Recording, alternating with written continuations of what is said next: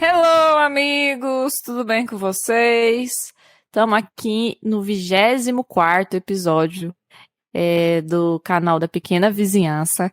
A gente está fazendo um review do livro O Temor do Sábio. A Letícia tá conectada comigo aqui virtualmente, debaixo de uma coberta para isolar o eco, tá uma marmota. Letícia, se apresenta, só fala um oi aí. Oi, gente, aqui é a Letícia. Eu sim estou debaixo de uma coberta porque a minha rua está muito barulhenta e, pela qualidade do áudio, faço isso por vocês. E eu tava com saudade de falar. Fala os seus recados. Sim. Eu tava com saudade de vocês, de falar aqui com vocês, né? Apesar de vocês só me ouvirem, mas eu tava com saudade disso daqui. Então, vamos lá. Primeiro recado é o seguinte, gente. Estamos em 95% de O Temor do Sábio. Iremos acabar realmente em setembro, se tudo der certo e Deus permitir. Então, preparem-se que em outubro começaremos a Música do Silêncio da Auri.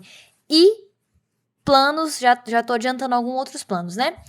Eu dividi o livro da aula em 4 partes, então vão ser 4 semanas. E como o livro é bem pequenininho, a gente vai fazer em outubro, e bom que eu estou revelando para vocês e para Jordana, a leitura dele vai ser semanal. Então não vai ser episódios... Sim, primeira mão.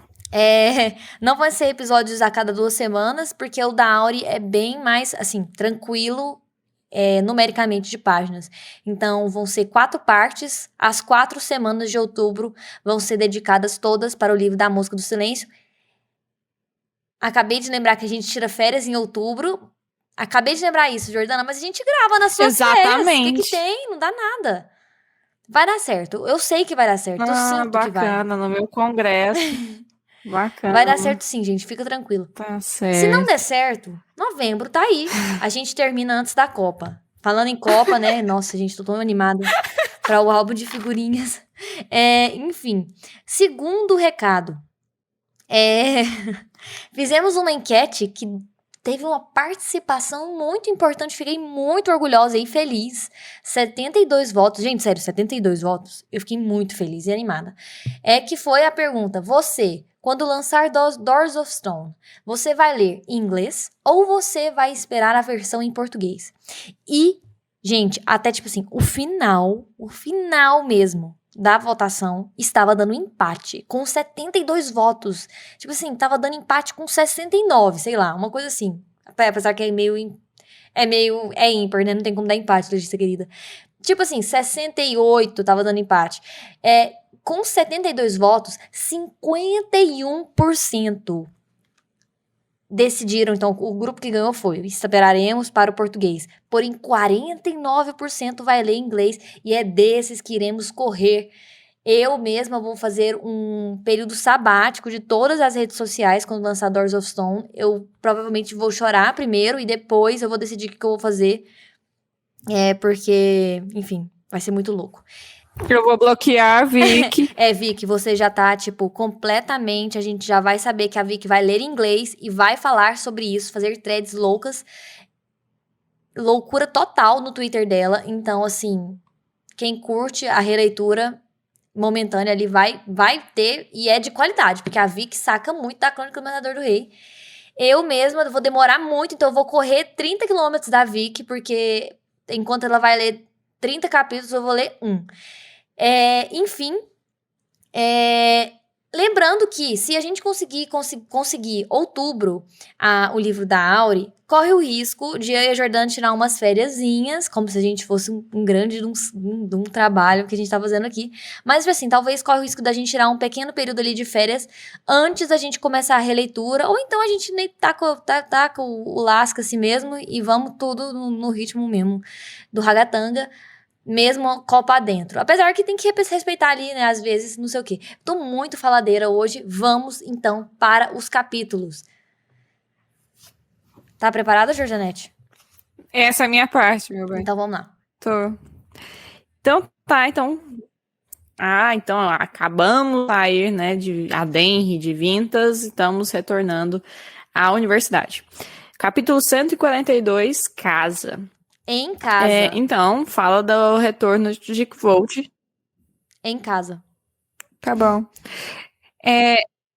Fala do retorno dele à universidade, né? Que ele diz que é um pouco fora de costume dele, para quem foi criado por numa trupe itinerante, que tinha como um grupo de pessoas e carroças com um lar, e depois, posteriormente, num canto escondido em Terbean como lar, e agora o que ele tinha mais próximo de lar mesmo. E ele diz até uma frase poética, que eu não vou repetir na íntegra aqui, mas tanto tempo passou, 3/4 de um ano, que parecia inclusive muito mais, ele viveu muita coisa nesse período. Sim. Mas a paisagem parecia que não tinha mudado nenhum dia, né? E ele fica saudoso caminhando em direção à universidade. A princípio ele pensa em entrar na Anchors, mas aí ele pensa que seria talvez muito cedo para entrar lá, então ele vai acordar o Simon no Magno, né? Ele o desperta, descobre inclusive que ele tinha acabado de acordar de uma noite de bebedeira. O desperta e ele fica chocado por ver Colt vivo. Acontece que a notícia do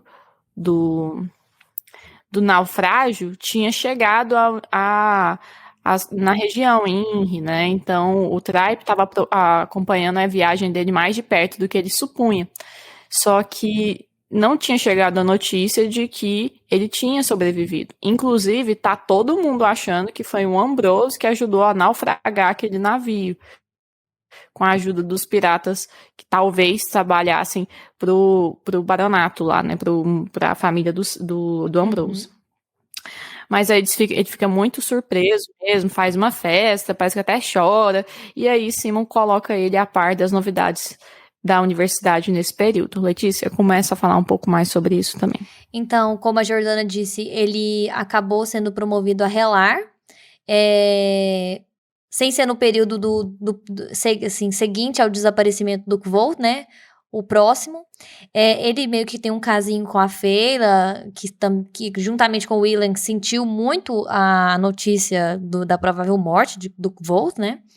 E eles começaram e se conectaram. Então, Simon e Feyla estão aí, né? A gente já tinha visto aquele trechozinho dela, tipo assim, meio que aquela primeiro olhar ali de apaixonar-se pelo Simon na biblioteca do arquivo. E agora a coisa concretizou, né? E até o Simon fica preocupado um pouco, porque ele fica com leve receio do Kvolt, né, ter voltado e meio que miar as coisas com a Feyla, mas o Kvolt falou, deixa disso, menino, tem nada a ver. Tô muito feliz por você e pela Feyla. E o Willan não tinha ficado na universidade, então ele também tinha tirado um período ali um período eletivo ali de aulas, de férias, voltou pra Seald. E o Kvolt... Inclusive por conta do Ambrose, que andou complicando a situação dele no arquivo, sim, né? Andou tramando algumas contra ele. E Volt relembra, né? Poxa, corre porque você tá no último dia de provas para admissão. E aí que ele vai... Aí acaba a cena com o Simon, né? E ele vai até o Cavos, que é onde ficava o tesoureiro Riem da universidade. Manda bala aí, Jordana, que eu sei que você quer falar essa parte.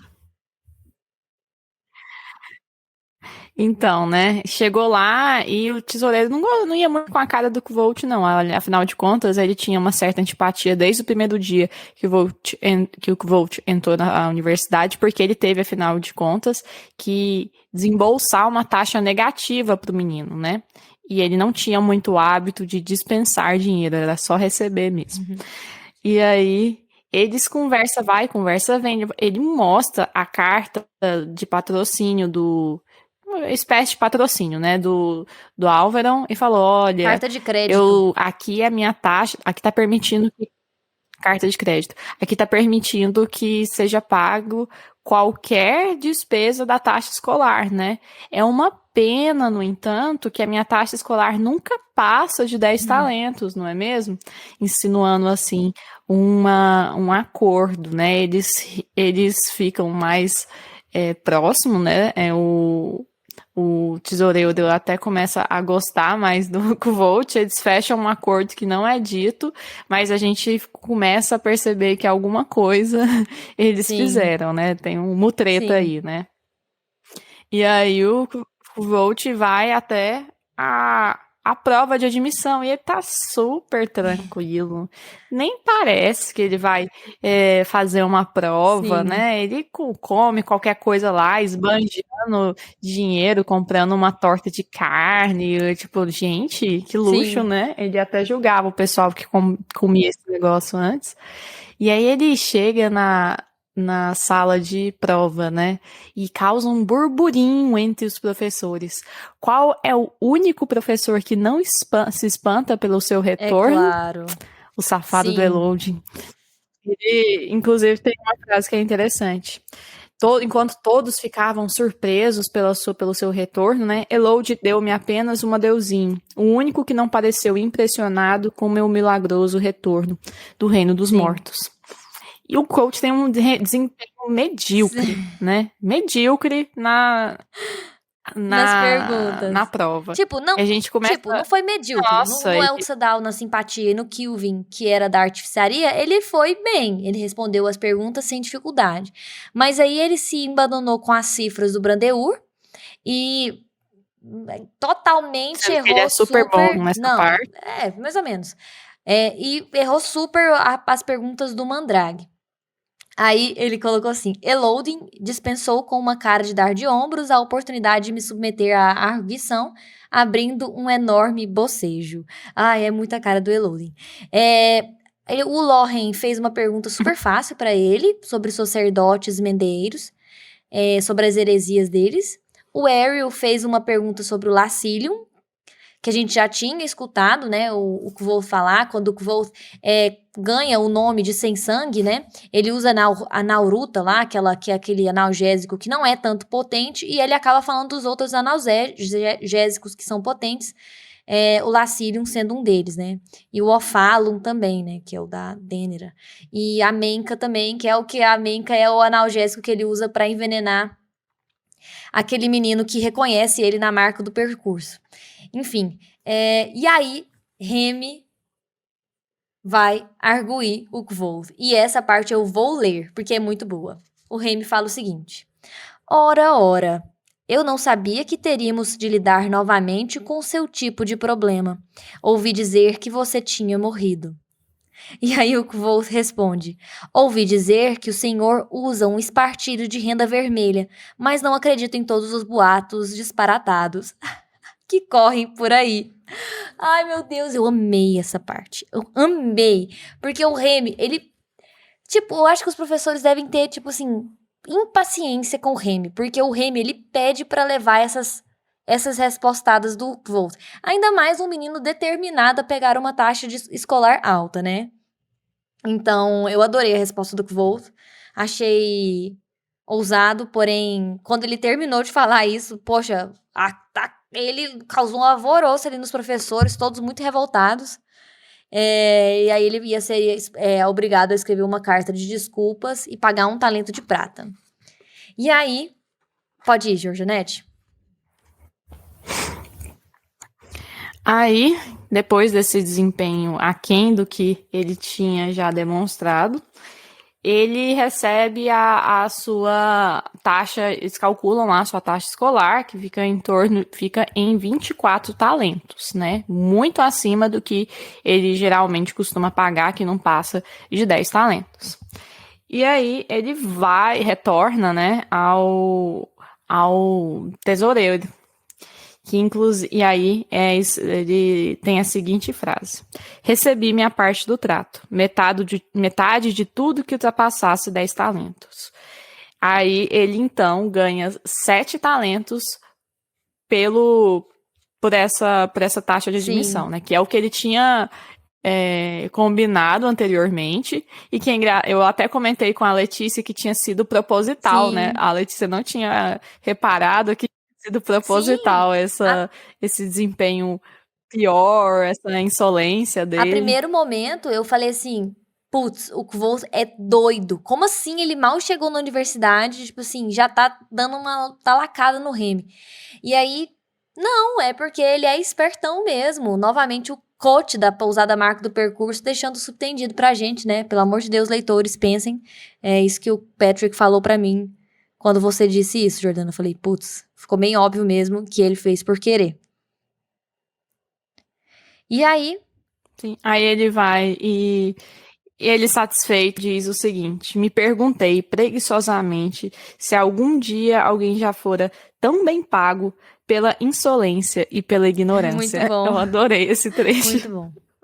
E aí ele continua.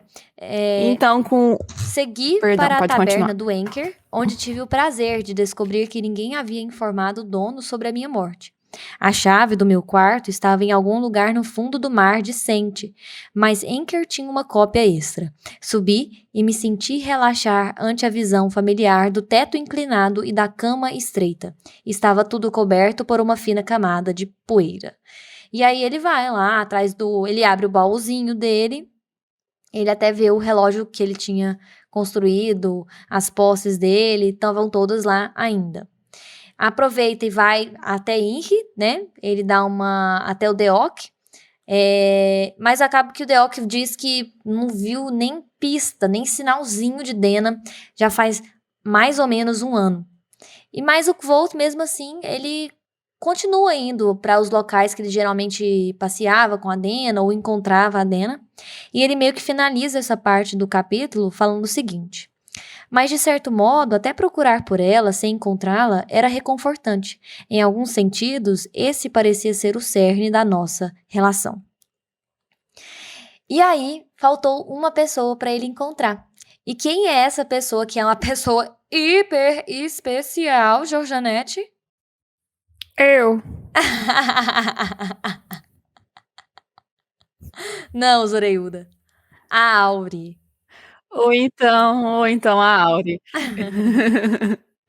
Você sempre fala melhor sobre a dinâmica entre Kvolt e a Auri, então manda bala.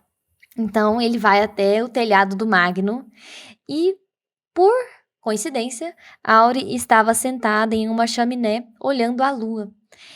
Quando ela vê ele, ela fica tão feliz, é a coisa mais bonitinha. A primeira coisa que ela fala pra ele é: tem uma família inteira de ouriços morando no Cricrido.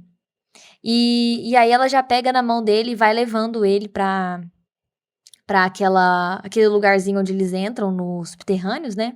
E aí ela fala: senti saudade de você, não vá embora de novo. Aí ele: não, eu não vou embora de novo, eu tenho muitas coisas para fazer aqui. Aí ela: como me visitar? E aí ele: sim, como visitar você. É muito fofo, sabe? Nossa, é muito fofo. A Auri. E assim, é um pouco dolorido pensar que o coach já da pousada Marco do Percurso já não tem. Que ele já não tem mais contato com ela. Ou não que a gente saiba, né? Que vai virar da Aura ali no Doors of Stone. Ou até mais ou menos no período ali presente, né? Enfim, acabou o capítulo 142 em casa e começa o 143 sem sangue. Ok. É só para fazer uma observação aqui de uma coisa que eu observei e achei essa descrição interessante. Que quando o Kvolt vai até o telhado do Magno, ele encontra a Auri sentada numa chaminé, olhando fixamente para a lua. E quando ela o vê, o seu sorriso brilhava mais do que a lua. É só realmente essa parte que eu achei interessante. Agora vamos pular para o capítulo 143, sem sangue. Então tá, então a artificiaria, diz o coach, é bem feita, é como uma canção que se torna sólida, é um ato de criação. E ele estava empolgado para voltar para a artificiaria, né? Ele não tinha mais aquele compromisso de ter que produzir o tempo todo para pagar as suas contas, mas ele gostava da arte da oficiaria. E quando ele vai até o estoque mesmo, né, para ver o que ele iria começar a fazer, ele encontra o Basil lá, que estava novamente como se fosse um castigo mesmo, né? E ele vai e pergunta: "Ah, você veio aqui buscar o seu crédito, né?" Ele falou: "É o quê?" Assim, "Não, é pro seu crédito, né? É pelo seu projeto, né, do Sem Sangue." Ele falou: "É o quê?" Mas basicamente o que tinha acontecido? Ele mostra uma versão do Sem Sangue, que é o Cataflechas, né? Uma versão mais aprimorada, mais redondinha, mais lisa, mais bem executada, talvez, do que o projeto inicial. Mas o que tinha acontecido é que aquele projeto que ele vendeu pro Kilvin, ele meio que fez ele tinha patente sobre aquele projeto, né? O coach. Então, ficava 40% para o estoque, só que desses eram só os projetos mais antigos, que já tinham, entre aspas, quebrado a patente. Como esse era um projeto original, era um projeto novo, o Kvolt ficava com 10% desses 40%, né? Então, 10% do valor total, né? Então, ele tinha já um valor considerável, uma soma considerável já desde então. E outra coisa que o Basil conta para o coach, que quando eles receberam a notícia, mais ou menos, de que o barco tinha naufragado e que, portanto, o Volt poderia ter morrido, o Kilvin, ele pede para que o Mestre Elodin vá à oficiaria e nomeie o projeto de Kvolt. E ele o nomeia de o Sem Sangue, né? O Kilvin achou uma bobajada dramática, mas o nome pegou. E aí fez, às vezes, até com que tivesse uma maior fama esse artefato, né? E ele tinha uma saída muito rápido também, porque além de ser útil, ele tinha um preço baixo, né? O Kvolt tinha determinado que ele tivesse um preço mais baixo para que qualquer pessoa pudesse comprar, e não só os ricos, né? Então, acabou se tornando um projeto de sucesso. E o coach nem sabia disso, tipo, ele falou, gente, como é que o Manet nunca me contou isso, né? E o Basil até faz uma piada, o Manet, ele tem tá há 30 anos aqui, sei lá, e nunca fez um projeto original, ele é uma mula, né? Então, tinham sido já produzidos e vendidos 28 desses itens, né?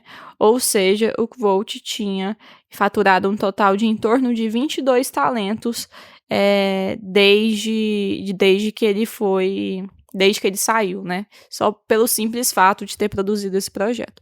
Uma coisa interessante também para reforçar o tanto que o Kvolt estava realmente fingindo, né? Estava com um desempenho aquém do esperado para ele na prova de admissão, era que ele errou umas coisas de matemática ali que nem eram tão complexas e essa conta ele fez no ato, né, sem nem pestanejar, dos 22 talentos. E aí ele pega esses 22 talentos de uma vez e fica com a bolsa ainda mais saliente, né? Ainda mais gordinha. E com a bolsa pesada, ele vai para Inri. Faz novamente aquele ritual de busca por Dena, né? Por enquanto ainda sem sinais dela. E então ele acaba indo se encontrar com a Devi. E eu acho esse encontro tão bom, porque quando ele bate, né, na porta dela, ela fica atônita. Ela fica sem reação. Ela que tem sempre as tiradas mais sarcásticas, ela não consegue falar nada. Ela fica pálida mesmo, né? E aí ela fica com uma expressão perplexa, os braços caídos junto ao corpo, e fica em choque por muito tempo. E ela, inclusive, reforça a suspeita de que o Ambrose realmente tinha naufragado seu navio. Porque ela diz, o baronato do pai dele é chamado de Arquipélago dos Piratas. E o navio que o Kvolt tinha ido até Vintas, né, até um certo trajeto até Vintas, ele tinha sido saqueado por piratas e assim foi naufragado. Então, provavelmente, tinha realmente um dedo de de Ambrose nessa história. Tipo, Aí, essa parte da Devi é uma parte que me deixa um pouco pensativa. Não é que eu acho a Devi uma pessoa má, veja bem. Mas a Devi já teve envolvida indiretamente com o envenenamento do Kvolt com a poda de ameixa, né? Pro Ambrose, sem saber, né? E outra, o Kvolt, ele já foi perseguido em Ingri, né? Por aqueles caras lá no beco, que ele atribuiu a ser o Ambrose, né? Nunca se sabe se era realmente o Ambrose que tinha contratado aquele povo pra ir atrás do Kvolt, mas sempre tá isso, né? Ali, também à espera ali nossa de ser resolvido. Agora, quanto a Devi, ela fala uma frase que me deixou muito pensativa, que é: era para você estar morto. Ela fala essa frase: era para você estar morto. Como assim era para você estar morto, né? Tipo assim, é como se ela esperasse mesmo a morte do Kvolt, como se não tivesse a surpresa, na verdade, não foi a morte. Essa surpresa foi ele ter sobrevivido a ela, entende? E assim, e outra coisa que eu vou comentar um pouco mais pra frente é que, poxa, a Devi ficou completamente assim embasbacada com o fato dele ter voltado. Então, ela fica sem as tiradas dela. A gente vai ver que eles vão almoçar logo depois dessa cena e ela volta um pouco, né, para o feeling dela mais sarcástico, de mais tiradas, mas quando eles retornam para o lugar onde o quarto dela, né, ela vê que ela tinha deixado o lugar destrancado, que é uma coisa hiper atípica dela. Então, assim, isso gerou um desconcerto muito grande da Devi que me gerou certa suspeita. E vou sabe continuar o que então. que, Ah, tá, pode eu falar. tive uma agonia, assim, quando a gente chega nos aposentos dela, tem um cheiro de couro e canela, alguma coisa assim, alguma Acho que é coisa de mel. especiaria. Não, Eu eu sei não que tem lembro também, canela no esqueci. meio, no meio.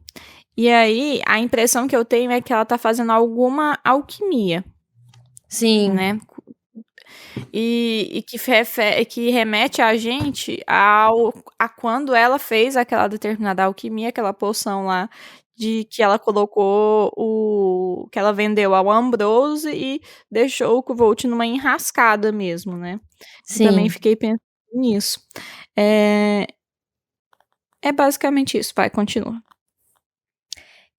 Enfim, aí ele volta e eu tô tentando achar aqui o que que ele tinha.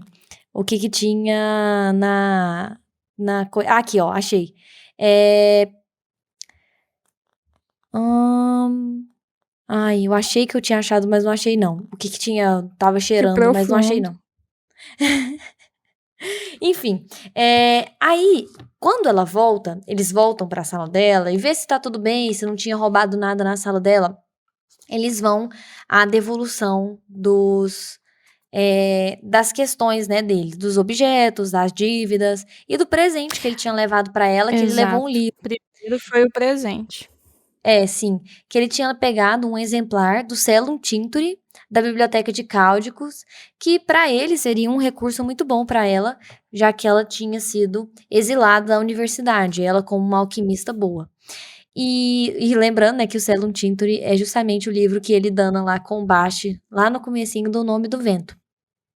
E aí, ele coloca 9 talentos na mesa. E aí a Devi começa a falar assim: "Não, Wolf, mas e sua taxa escolar?" Ele: "Não, minha taxa escolar já está paga." "Mas aí você vai ficar sem nenhum vintém para viver?" Ele: "Sim, eu tô bem, tô tranquilo."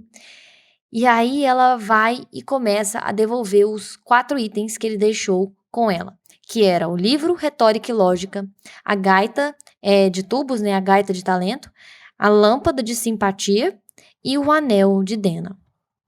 E aí, antes da gente continuar, aqui vem a minha reflexão de um pouco da desconfiança da Devi, né? Eu já tinha lido algo, porque o apelido dela, né, é chamada de Devi Demônio. E o Kvo, no início do livro do Nome do Vento, ele fala que ele, não sei se ele combateu demônios ou ele enganou um demônio, eu não me lembro exatamente, eu devia ter pesquisado melhor.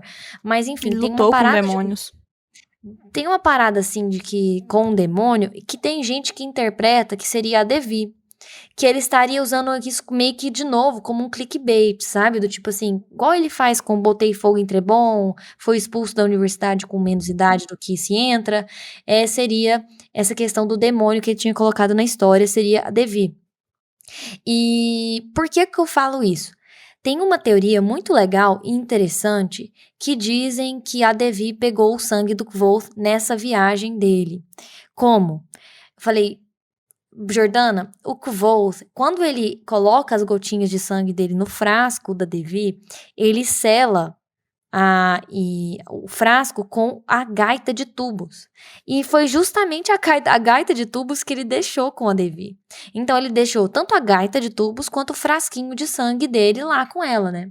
Então, aí gera a teoria, né? A teoria de que a Devi poderia ter usado esse momento para abrir o frasco, retirar o sangue, né? Ou um pouco de sangue do Kvoth e colocá-lo de volta e lacrá-lo, né, de volta, porque ela já teria, então, a gaita de tubos para fingir de novo Como é que fala, meu Deus? Tipo assim, fingir de novo que ele fosse lacrado, como da primeira vez. E aí, isso é uma teoria muito interessante e que deixa aí uma ponta para uma coisa bem legal em Doors of Stone. Então é isso que eu queria falar para vocês. Essa é a observação que já foi feita em algum momento ali no Reddit, que eu já li, e que eu gostei muito e achei interessante colocar aqui. E outra, E eu posso aí, falar uma outra coisa? Sim. Os meninos estavam falando num post dessa semana e que eu desconhecia, mas que depois fez muito sentido, que a gente às vezes talvez até comente um pouco mais no capítulo à frente, sobre a possibilidade do Eloding ser um Fey, né? Sim. Aí eu falei, foda-se, então todo mundo é feio, né? Então a Devi é feia também. Mas, tipo, faz sentido a Devi ser feia, porque ela é um demônio, né? Então o pessoal nesse tempo atual do Kvoth, o pessoal mais, assim, supersticioso, eles acreditavam que qualquer coisa relacionada à magia, encantado, era demônio, né? Outra coisa também, o Kvoth sempre insiste que ela tem uma aparência pequena, jovem e até élfica, né? Então dá a gente... E além de tudo, ela é ruiva, né? Então dá a gente a entender que ela tem umas semelhanças também com uma coisa meio encantada também, né? Outra coisa, ela se destacou desde muito cedo pela sua capacidade de simpatia, faz várias conexões simpáticas, muito poderosa, muito inteligente, foi expulsa da universidade, sabe-se lá por qual motivo exatamente, e ela tem uns conceitos morais um tanto dúbios, né? Isso faz com que ela seja, às vezes, algo mais que humana, ou menos que humana, né? Não sei. Então, eu fiquei com essa pulga atrás da orelha em relação a Devi mesmo, né? E ela tem umas paradas muito estranhas, assim, de às vezes ela tem um olhar tão selvagem quando ela tá interessada em entrar no arquivo, que lembra muito o temperamento de Faye mesmo, né? Então, eu achei interessante isso. Eu falo isso da Devi, assim, não porque eu desconfio dela, mas, na verdade eu Também. torço, assim, na escala de bondade e ruindade, eu sei que isso não existe muito pro Patrick, mas assim, na escala de bondade, eu queria muito que a Devi fosse uma personagem que fosse aliada dele, não inimiga do Kvoth, né? Mas pensa bem, o Kvoth foi um cara que atacou ela, né? E ela é uma excelente simpatista. E assim, por via das dúvidas, imagina só a tentação que deve ter sido para ela ver aquele sangue e a possível forma, né, dela poder relacrar o frasco, que existe ali de um cara que já tentou atacar ela. Tipo assim, e ter o sangue desse cara, poxa, coloca ela em outro patamar de defesa contra qualquer inimigo. E ela sabe do poder do Kvoth, ela sabe que ele é muito forte. Enfim, eu torço para que ela seja boa, mas eu queria falar isso pra vocês. E eu acabei de achar, canela e mel, o aroma que tava saindo do quarto dela. Outra coisa. E aí retoma um pouco a nossa concepção de jogos de corte e o tac, propriamente dito, vintasiano, que é a percepção, a descoberta, né, que o Kvolt tem em relação a Devi. Quando ela insiste para que ele mantenha um certo crédito com ela, vou citar o que é dito. Intrigado, olhei para o dinheiro na mesa e para os aposentos de Devi. A compreensão me veio como uma flor que desabrochasse na minha cabeça. Isso não tem nada a ver com dinheiro, não é? Ela diz, ele diz, o seu verdadeiro negócio são os favores. Muito a Devi bom. responde, dinheiro é bom, mas o mundo está cheio de coisas que as pessoas jamais venderiam. Os favores e obrigações valem muito, muito mais. Bem-vindo ao jogo. Obrigada por jogar. Só faltou ela falar, esse belo jogo. Mas, tipo assim... Então, assim, realmente... tem algo a mais. A Devi não é só uma usurária, né? Ela tem muito para essa profundidade que isso...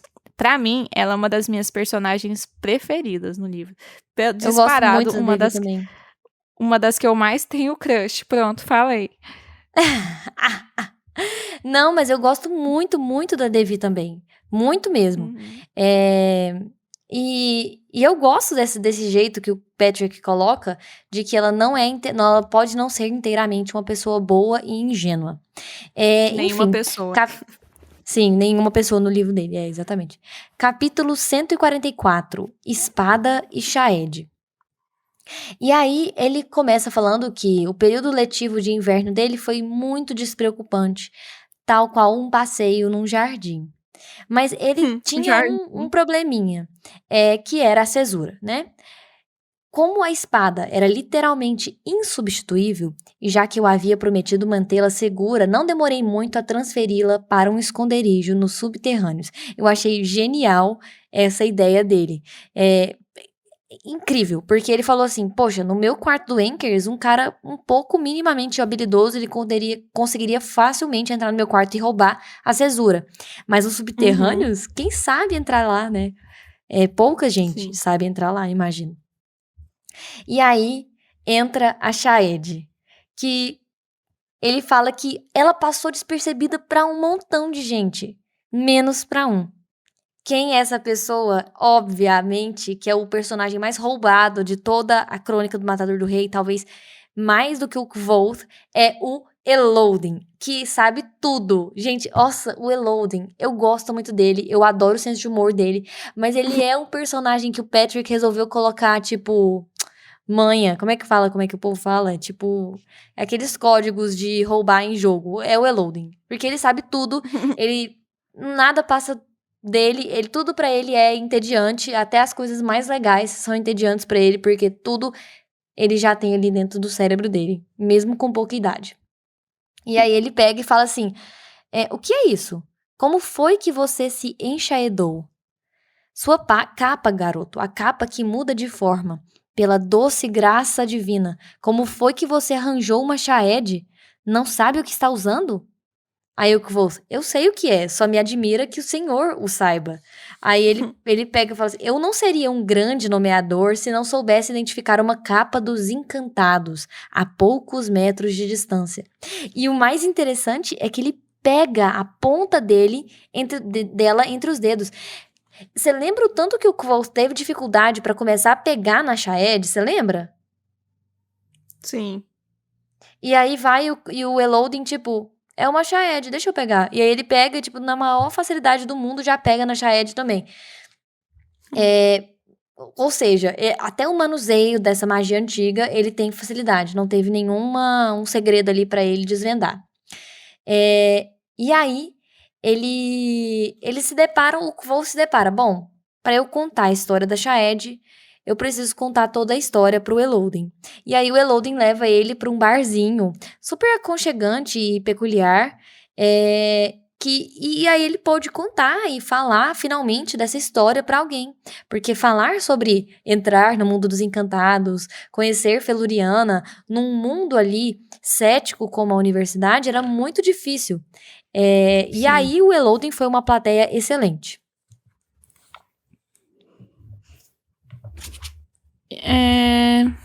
Deixa eu ver.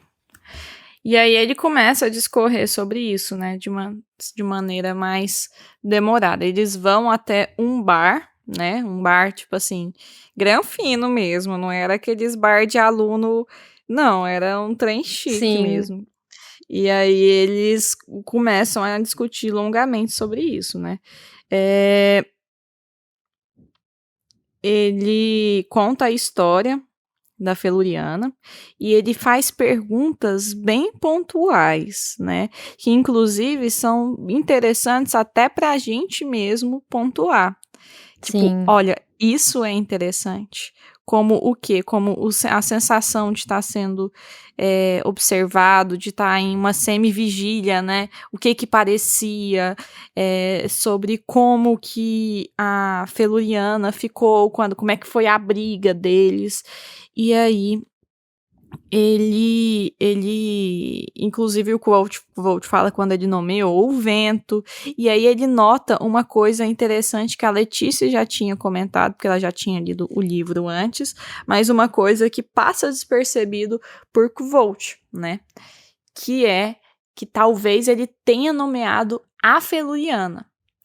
Mas antes de chegar nessa parte, ele fala o seguinte: é um bom sinal quando uma estudante sai em busca do vento e o alcança. Agora já são 2 vezes que você já chamou o vento. Só pode ficar mais fácil. Aí o Volt fala: na verdade, eu chamei o vento 3 vezes. Uma vez eu tornei a encontrá-lo quando eu estava em Adem. E aí, nessa hora, o Elodin, desgramado, não se abalando em nada, ele vai Nada. e fala, né? Você o perseguiu até a borda do mapa. E aí ele faz um gesto amplo com a mão esquerda que queria dizer em adêmico, respeito admirado. Você poderia reencontrar o nome do vento novamente se tivesse necessidade? Aí o Kvolt, depois de muito tempo, muitos quilômetros, né, ele tenta induzir o pensamento dele até o estado de flor em rodopio, e aí ele Folha. consegue... Folha em rodopio, o que eu falei? Flor? Flor? Folha em rodopio, perdão. E aí, É porque a sua cabeça tá em folha em rodopio, Jordana. tá uma loucura. Aí ele fala, olha, talvez, né? Aí o Elodin. Então, mas não comigo pedindo, né? Aí ele vai até o assunto que eu comecei, né? Tava uma bagunça, minha cabeça em folha em rodopio. E ele fala, olha, eu acredito que você tenha chamado o nome da própria Feluriana. Aí o Quote fala assim, o que? Isso é possível? Aí o Elodin fala assim, e é muito mais complexo que chamar o nome de coisas, né? Chamar o nome de uma pessoa tem muito mais complexidade. E o Volt mesmo chega nessa palavra antes do Elodin, né? É muito mais complexo. Tem a compreensão da coisa toda e conseguir dominá-la, nomeá-la, é uma coisa dificílima, que mostra que realmente o nível de capacidade do Volt era além do que se estava acostumado naquela universidade, né? Ele fala o seguinte, duvido que uma criatura tão velha e poderosa quanto Feluriana pudesse ser subjugada por nada mais que o vento. Não que eu queira desmerecer o seu feito. Chamar o vento é mais do que 1 em cada 1000 alunos jamais consegue fazer. Porém, chamar o nome de um ser vivo, ainda mais um dos encantados, isso já é outra história completamente diferente. E aí, só pra falar pra vocês, né? Então, fazer uma pequena propaganda do vídeo, que a gente gravou, eu fiz a Jordana me filmar. Foi No meio ótimo. das árvores. Deu A Jordana adorou. hipoglicemia em mim. A Jordana amou gravar, ser minha cameraman. Vai lá no YouTube, gente, tem o vídeo lá da teoria, que é uma teoria que eu curto muito. que é a teoria de que o Kvolt entra na Latanta, na prova, né, de admissão da Latanta, entra na árvore como um conhecedor e sai dela como um nomeador. É uma teoria muito, muito, muito, muito legal. Eu gosto muito dela. Sim. Enfim, é isso. E aí ele fala que parte da mente adormecida do Kvolt tinha compreendido a Feluriana. Uma coisa que era realmente rara. E que se ele soubesse quanto era difícil, ele nunca teria a menor chance de fazê-la. E o que eu acho Exatamente. E interessante... pode só falar. pra essa frase veio como um trovão naquela interação de Kvolt e Feluriana, quando ela simplesmente pede para ele catar uns raios solares, né? Ele vai, não sei se é solares ou lunares, agora me fugiu a memória, mas uns raios de luz. E ele simplesmente vai lá catar, e depois que ele percebe o que ele tá fazendo, ele não consegue mais. Sim, Tipo, verdade. às vezes a parte adormecida dele faz uma coisa né, no ato, assim, meio mecânico, não percebe o que tá fazendo, e quando ele tenta pensar demais, acaba complicando e aí ele não consegue mais repetir o feito. Sim. E aquela cena da Feluriana, eu particularmente acho ela muito confusa para saber o que de fato ele fez. Eu não sei se ele começou vendo o vento, aí depois ele começou a entender a Feluriana até a medula dos ossos, até a sola dos pés, etc, etc.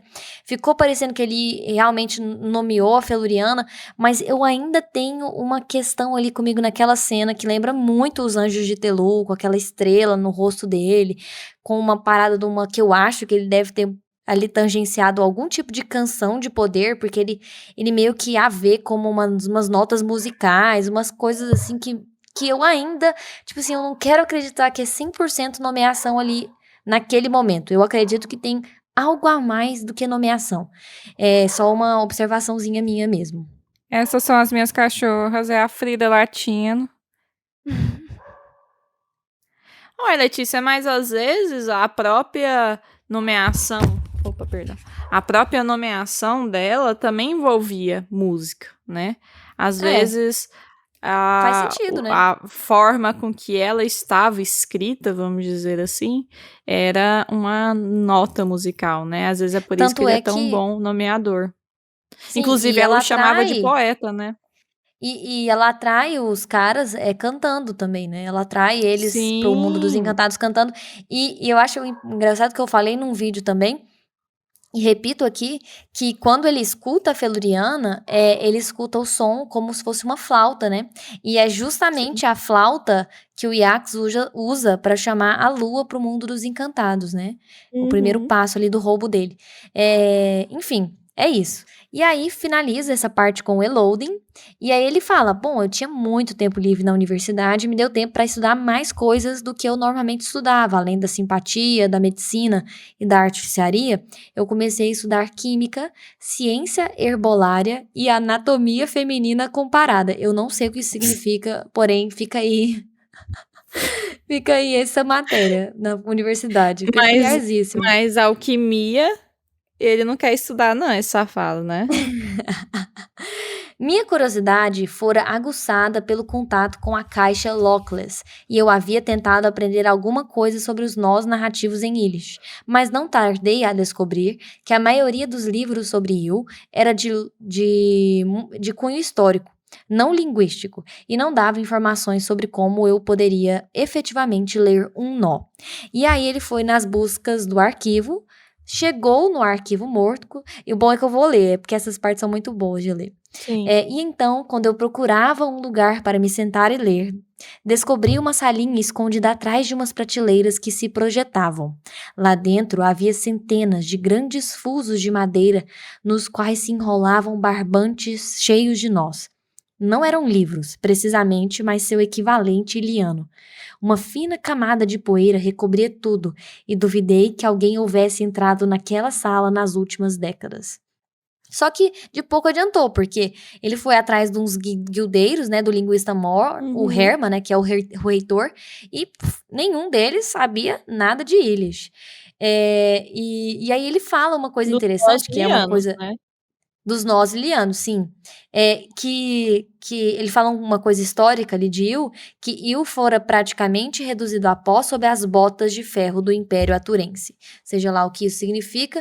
Ele fala também que Il é meio que um país ovo, que a gente fala, né? O ovinho. É rápido, é pequeno, é um país ovo. E aí ele acabou que o linguista Mor, que é o Hermann, ouviu falar que o Kvoth queria saber de Ylish e se ofereceu para dar aulas particulares, porque ele, por coincidência, falava bastante bem Ylish. E aí ele acaba falando, tanto que foi, assim, diferente vê-lo no papel fora de ser reitor, né? Que ele era um cara gentil, espirituoso, com um bom senso de humor. Engraçado. Ele era, exatamente, engraçado. E também finalizou, assim, meio que falando sobre o Eloding, que não estava lecionando oficialmente uma turma, mas que também estava tendo orientações pessoais com o Kvoth. Porque acho que saber que o Kvoth fez essa busca, né, nesses 4 cantos aí e deu certo, acho que empolgou o lado professor do Eloding pro Kvoth. E o capítulo meio que finaliza com o Conde Tribe fazendo uma festa pro Kvoth, de tanta alegria que ele sentiu ao ver que o Kvoth estava vivo. E legal demais foi o Kvoth ter ido com as cores cinza e verde, que eram as roupas que se usava, que os Edenaru da sua trupe usavam, porque eram as cores da casa Greyfallow. Você quer falar alguma outra coisa, Georgianete? Não, por enquanto é isso. Eu acho que engraçado porque parece que o Barão de Greyfellow, ele nunca apareceu na história. Não. Parece que os caminhos nunca se cruzaram, né? Interessante. Verdade. Isso. E até assim, por exemplo, tem muitas coisas que não aparecem, né?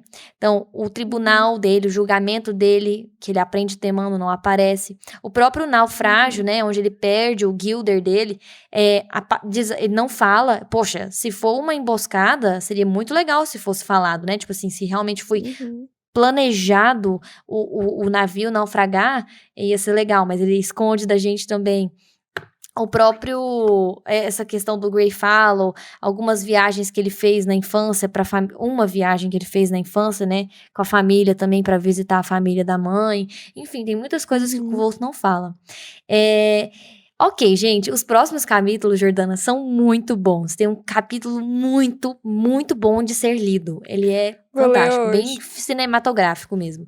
E então, os próximos capítulos são do 145 ao 147. Esse é o penúltimo capítulo. Quer dizer, o de hoje é o antepenúltimo. Da semana aqui que vem, né? É o penúltimo e estamos caminhando para o último capítulo. Esse livro está acabando, ler essa caralho gente. toda hoje. Não vai, Jordana. Você vai ler só até o 147. Segura. Você não me manda. Segura o seu ímpeto. E é isso, gente. Fiquem com... Telu. Até mais, gente. Até daqui 2 semanas. Tchau, tchau.